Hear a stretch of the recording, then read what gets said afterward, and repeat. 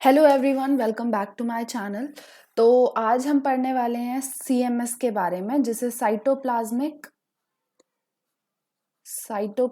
Male sterility बोलते हैं। ठीक है, इसके बारे में हम डिस्कस करेंगे। इसे नॉर्मली हम क्या बोलते हैं? इसे नॉर्मली हम बोलते हैं CM&S, CMS बोलते हैं। CMS में भी हम मेजरली जो आज हम एग्जाम्पल पढ़ने वाले हैं वो है CMS-T, जो कि मेज के अंदर एक टाइप का CMS होता है, वो डिस्कस करेंगे हम। इसके बारे में कृष्णा रूपा तेजा ने पूछा था, तो आई होप कृष्णा कि आपका ये डाउट बिल्कुल ढंग से क्लियर हो जाएगा आफ्टर दिस वीडियो। एंड मैं एक और चीज़ मेंशन करना चाहती हूँ स्टार्टिंग में ही कि इस वीडियो के एंड में मैं आपके लिए एक स्पेशल अनाउंसमेंट है वो करने वाली हूँ, तो प्लीज़ एंड तक बने रहिएगा। तो हम शुरू करते हैं। तो साइटोप्लाज्मिक मेल स्टेरिलिटी होता क्या है? सीएमएस मेनली क्या है? मैटरनल इनहेरिटेंस आप इसे बोल सकते हो, मैटरनल इनहेरिटेंस। ये प्लांट्स में प्रेजेंट होता है और इसके अंदर मतलब मैटरनल इनहेरिटेंस हम डिस्कस कर चुके हैं ना कि एक्स्ट्रा न्यूक्लियर इनहेरिटेंस भी इसे बोलते हैं। क्लोरोप्लास्ट या माइटोकॉन्ड्रिया की जीन्स जो होती हैं उनका ट्रांसफर होता है from parents to mainly mother to progeny. तो मैटरनल इनहेरिटेंस है सीएमएस। एंड सीएमएस में एक चीज होती है कि जैसे कि आप नाम से देख सकते हो, मेल स्टेरिलिटी, तो वायबल पॉलेंस नहीं प्रोड्यूस होते। ठीक है, no viable pollens are produced. Pollens viable नहीं होते हैं। वायबल अगर वो नहीं होंगे तो वो फर्टिलाइजेशन नहीं करवा पाएंगे, मेल गैमीट्स का ट्रांसफर नहीं करा पाएंगे, जिसकी वजह से वो जो फ्लावर होगा वो मेल गैमीट्स प्रोड्यूस नहीं कर पाएगा। ठीक है, बट क्या होता है, साइटोप्लाज्मिक मेल स्टेरिलिटी वाले प्लांट्स जो होते हैं उनके अंदर फीमेल रिप्रोडक्टिव ऑर्गन्स नॉर्मल होते हैं। तो ये चीज भी आप लिख लेना कि female reproductive organs are normal. ठीक है, फीमेल रिप्रोडक्टिव ऑर्गन्स जो इनके अंदर होते हैं वो नॉर्मल होते हैं। मतलब कि अगर मान लो वो प्लांट जो है उसके अंदर सीड प्रोड्यूसिंग कैपेबिलिटी है, जैसे अगर उसके पास फीमेल रिप्रोडक्टिव ऑर्गन है, तो अगर उसे एक वायबल पॉलन दे दिया जाए कहीं और से, खुद के पॉलन तो उसके वायबल नहीं है ना, तो उसे कहीं और से अगर वायबल पॉलन मिल जाएगा तो वो सीड प्रोड्यूस कर सकता है। इसका मतलब ये हुआ। ठीक है, तो फीमेल रिप्रोडक्टिव ऑर्गन्स नॉर्मल होते हैं। एंड यहाँ जो भी ट्रांसमिशन हो रहा है ट्रेट्स का वो होता है फ्रॉम एग्स साइटोप्लाज्म। एग के साइटोप्लाज्म से ये कैरेक्टर ट्रांसमिट होता है टू नेक्स्ट जेनरेशन। ठीक है, अगली जेनरेशन में ट्रांसफर होगा इस कैरेक्टर का from the egg cytoplasm. And egg के साइटोप्लाज्म में भी क्या ऐसी चीज है जो इस कैरेक्टर का ट्रांसमिशन कर रही है, तो उसे हम बोलते हैं माइटोकॉन्ड्रिया। कॉरेंस का एक्सपेरिमेंट पढ़ा था ना, याद है? उसके अंदर हमने क्या पढ़ा था? क्लोरोप्लास्ट था जो ट्रांसमिट कर रहा था कैरेक्टर्स को। यहाँ जो होता है माइटोकॉन्ड्रिया है जो कैरेक्टर्स का ट्रांसमिशन कर रहा है। समझ आया? तो अगली वो देखते हैं आगे क्या हमें पढ़ना है। कलर चेंज कर लेते हैं। तो आपको ये चीज याद रखनी है कि किसका माइटोकॉन्ड्रिया डिफेक्टिव है। तो यहाँ पे मेनली एबनॉर्मल माइटोकॉन्ड्रिया होता है। एबनॉर्मल माइटोकॉन्ड्रिया, किसका माइटोकॉन्ड्रिया एबनॉर्मल है? वो है एंथर्स का। तो एंथर का माइटोकॉन्ड्रिया नॉर्मल नहीं है, जिसकी वजह से जो भी एंथर पॉलन प्रोड्यूस करेगा वो भी नॉर्मल नहीं होंगे, वो साइटोप्लाज्मिक मेल स्टेरिलिटी शो करेंगे। क्लियर है इतनी चीज? तो मैंने आपको बोला था कि हम एक एग्जाम्पल पढ़ने वाले हैं यहाँ, और वो एग्जाम्पल है सीएमएस इन मेज, जो कृष्णा ने पूछा था।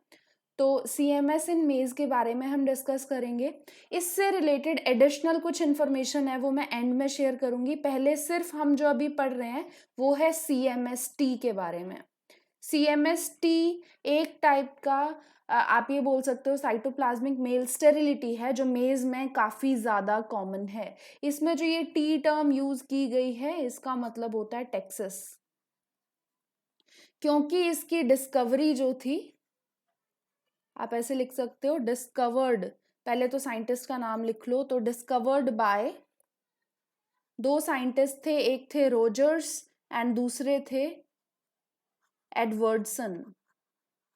ये दो साइंटिस्ट थे जिन्होंने इसकी CMST की खोज की थी, डिस्कवरी करी थी इन 1952। एंड इन्होंने जिन लाइंस पे, मेज की कुछ लाइंस थी उन पे काम किया था, वो लाइंस को बोला जाता है गोल्डन जून लाइन। तो गोल्डन जून लाइंस पे काम किया था इन्होंने, जो कि मेज की एक टाइप की वैरायटी है, ठीक है। CMST के बारे में उन्होंने डिस्कस किया था। अब ये जो डिस्कवरी थी वो काफी ज्यादा इंपॉर्टेंट थी, आप बोल सकते हो कि माइलस्टोन डिस्कवरी थी। किस वजह से? क्योंकि उससे पहले क्या किया जाता था, डी टेस्लिंग की जाती थी। डी टेस्लिंग का मतलब क्या होता है?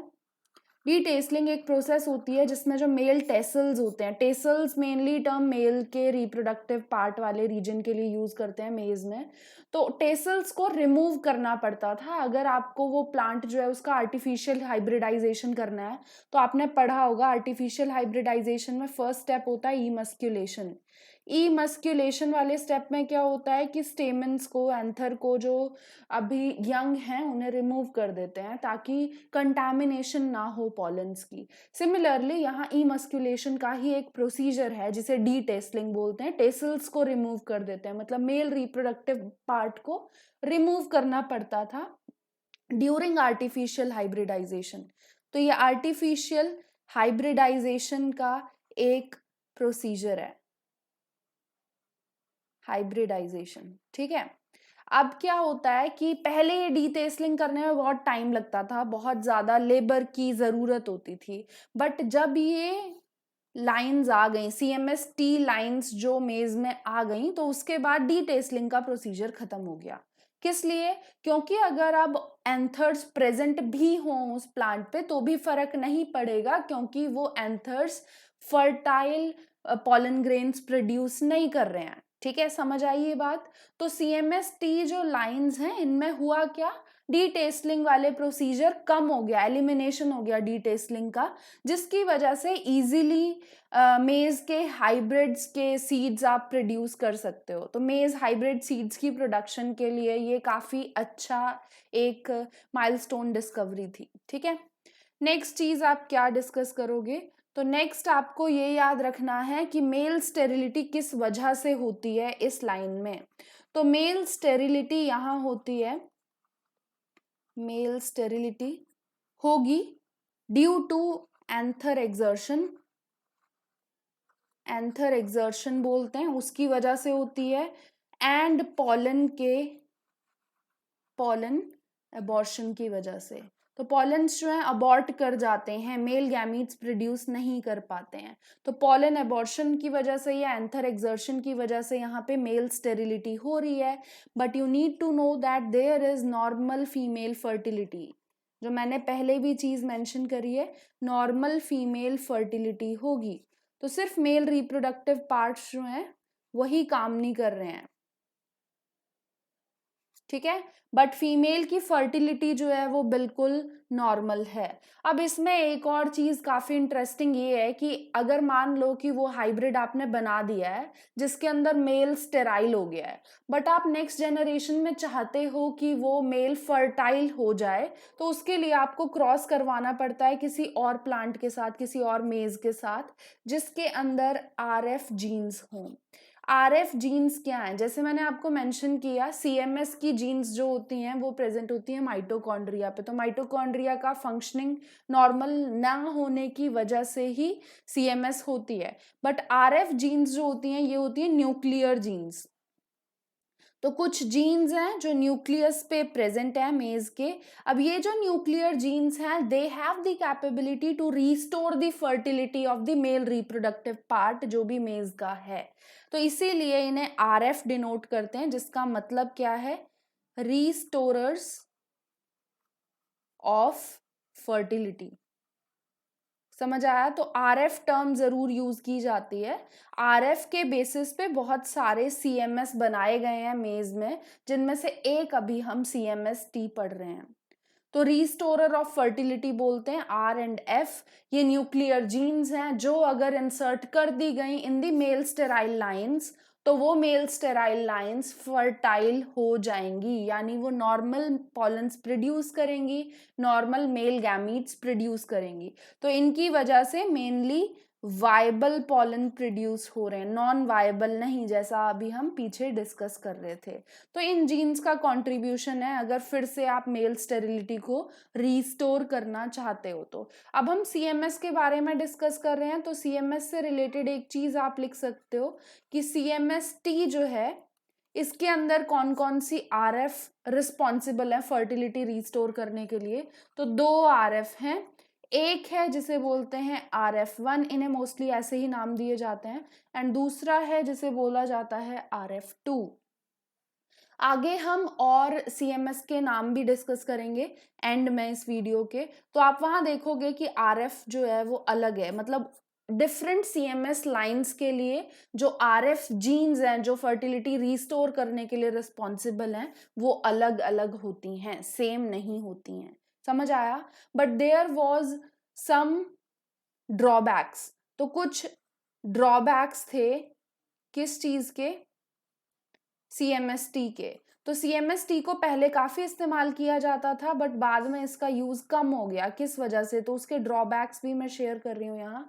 तो मेजर जो ड्रॉबैक है वो ये कि ये ससेप्टेबल था, ससेप्टेबल टू फंजाई। तो कुछ फंगल इन्फेक्शन इन लाइंस के मेज हाइब्रिड्स में इजीली हो जाता था। अब ये फंगस कौन कौन से थे? तो 2 टाइप के फंगस थे जो बहुत इजीली इस लाइन को, सीएमएस-टी को इन्फेक्ट कर पाते थे। तो उनके नाम मैं यहाँ लिख रही हूँ। एक को बोलते हैं बाइपोलरिस, बाइपोलरिस मेडिस, ठीक है। ये एक रेस है, रेस टी इसे बोला जाता है। तो मेनली एक स्पीशीज है, आप ऐसा बोल सकते हो, एक स्पीशीज है फंजाई की जो टी वाले सीएमएस-टी को टारगेट करती है, एंड ये मेजरली कॉज करती है ब्लाइट। तो मेज में ब्लाइट हो जाएगी, ब्लाइट पढ़ा होगा आपने, फंगस का कॉमन इन्फेक्शन। एंड दूसरी जो डिजीज करने वाला फंजाई यहाँ है उसे बोलते हैं फाइलोस्टिक्टा, ठीक है। फाइलोस्टिक्टा इसका नाम होता है, फाइलोस्टिक्टा मेडिस भी इसे ही सेम, मतलब स्पीशीज का नाम, स्पेसिफिक एपिथेट दोनों में सेम है। तो ये है, ये दोनों जो है फंगस के नाम हैं जो सीएमएस-टी को बहुत इजीली इन्फेक्ट कर पाते हैं। अब इसके इन्फेक्शन पे भी बहुत सारे रिसर्च पेपर्स आपको मिलेंगे, तो उसमें ये चीज कही गई, इन शॉर्ट में आपको बता दूं तो ये चीज कही गई कि ये फंगस जो होते हैं ना कुछ टॉक्सिन्स प्रोड्यूस करते हैं। अब वो टॉक्सिन्स को डिटॉक्सिफाई करने के लिए मेजरली प्लांट का माइटोकॉन्ड्रिया एनर्जी प्रोवाइड करता है। अब क्योंकि सीएमएस-टी वाला जो है उसके जो एंथर्स हैं उनके अंदर वो माइटोकॉन्ड्रिया एबनॉर्मली फंक्शन कर रहा है, नॉर्मल फंक्शन नहीं कर रहा है, तो वो इस टॉक्सिन को जो ये फंजाई प्रोड्यूस करेंगे उसे डिटॉक्सिफाई नहीं कर पाएगा, जिसकी वजह से प्लांट में इन्फेक्शन कर देंगे इजीली ये दोनों फंजाई। नॉर्मल वाले मेज के हाइब्रिड्स में ये दोनों इनफैक्ट इतना इजीली नहीं कर पाते हैं, सिर्फ नॉर्मल माइटोकॉन्ड्रिया की फंक्शनिंग की वजह से। समझ आई ये चीज? तो ये था सीएमएस-टी के बारे में। अब मैं आपको कुछ एडिशनल इंफॉर्मेशन दे रही हूँ सीएमएस के रिगार्डिंग, तो वो देख लेते हैं। तो वो एडिशनल इंफॉर्मेशन क्या है? वो ये है कि मेज जो है इसके अंदर 3 टाइप्स के सीएमएस हैं, ठीक है, जो बनाए जा चुके हैं।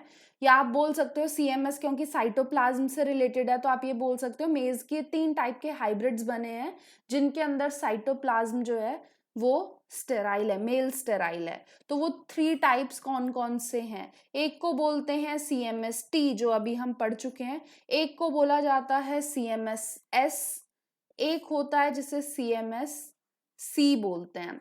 अब ये जो 3 है टी, एस एंड सी, ये मेनली किस चीज पे डिपेंडेंट है? इनके डिस्कवरर के अकॉर्डिंग ये नाम रखे गए हैं, किस जगह पे डिस्कवरी हुई है उसके अकॉर्डिंग।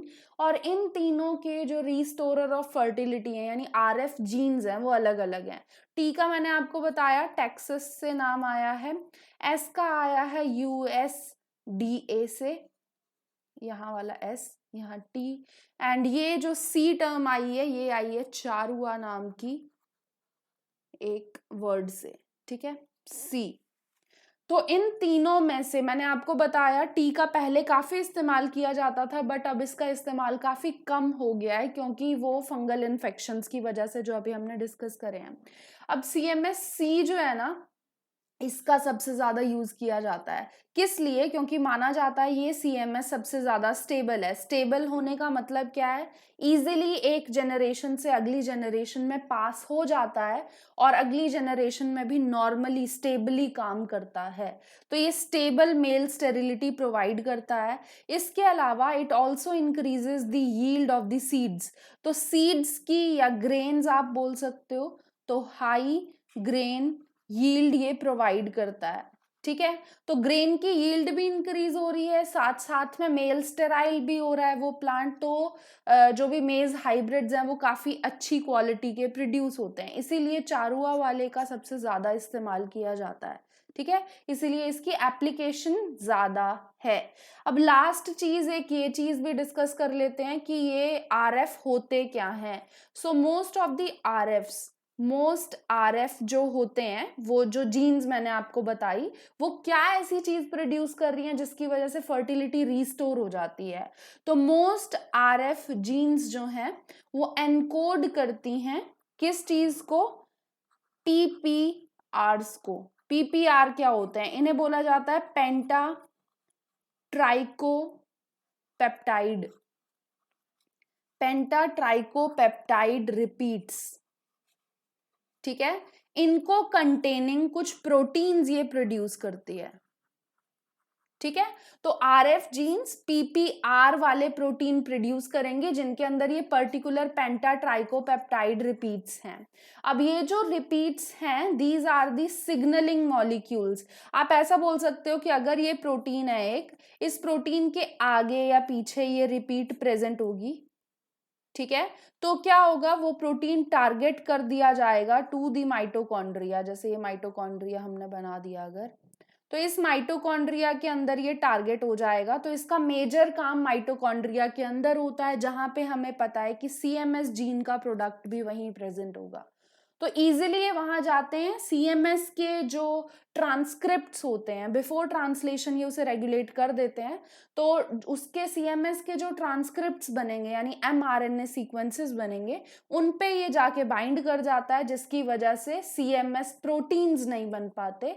और वो प्रोटीन अगर नहीं बनेंगे तो माइटोकॉन्ड्रिया का फंक्शन हिंडर नहीं होगा और माइटोकॉन्ड्रिया नॉर्मली फंक्शन करेगा। आई होप कि आपको पूरा ये मेज का जो हमने CMS के बारे में पढ़ा ये क्लियर हो गया हो। यहाँ मैंने आपको एक एग्जांपल के साथ CMS समझाया है कि कैसे क्या चीज़ होती है CMS की। इससे ज़्यादा एज सच आपको पढ़ने की ज़रूरत नहीं है, ये इनफ है। तो मैं एक चीज़ मेंशन करना चाहूँगी जाने से पहले, जो मैंने बताया था, एक स्पेशल अनाउंसमेंट है आप सबके लिए।